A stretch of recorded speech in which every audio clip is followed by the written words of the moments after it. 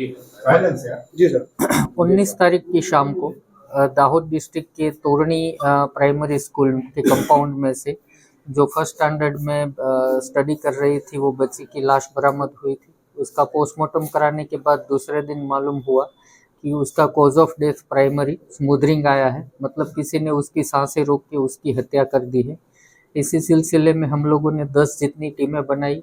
और सभी टीमों ने डिटेल इन्वेस्टिगेशन और एनालिटिकल वर्क किया। उससे ये प्रस्तापित हुआ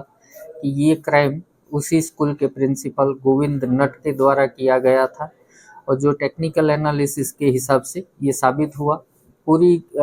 हत्या की कहानी ऐसे हुई कि सुबह 10:20 के करीब टाइम पे जब बच्ची की माँ ने उसको प्रिंसिपल की गाड़ी में बिठाया था ताकि वो स्कूल ले जाए और उसके बाद में बच्ची स्कूल पहुंची ही नहीं है। वहाँ के बच्चों के स्टेटमेंट और टीचर के स्टेटमेंट से ये प्रस्तापित हुआ कि बच्ची वहाँ पहुंची नहीं।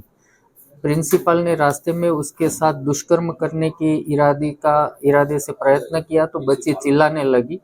तो उसका मुंह बंद करने के लिए उसने उसका मुंह दबा दिया और नाक दबा दिया ताकि उसकी सांसें रुक गई और उसी वजह से वो बेहोश हो गई। फिर ये प्रिंसिपल स्कूल जाता है, अपनी गाड़ी में ही बच्ची को छोड़ के गाड़ी लॉक कर देता है और शाम को 5 बजे वो बच्ची की लाश को खुद अपने हाथों से उठा के स्कूल के कंपाउंड के पिछले हिस्से में वहां छोड़ देता है और बच्ची का जो स्कूल बैग और चप्पल उसकी गाड़ी में नीचे गिर गए थे उसको उठा के उसके क्लासरूम के सामने प्लांट कर देता है। और पुलिस से सारी चीजें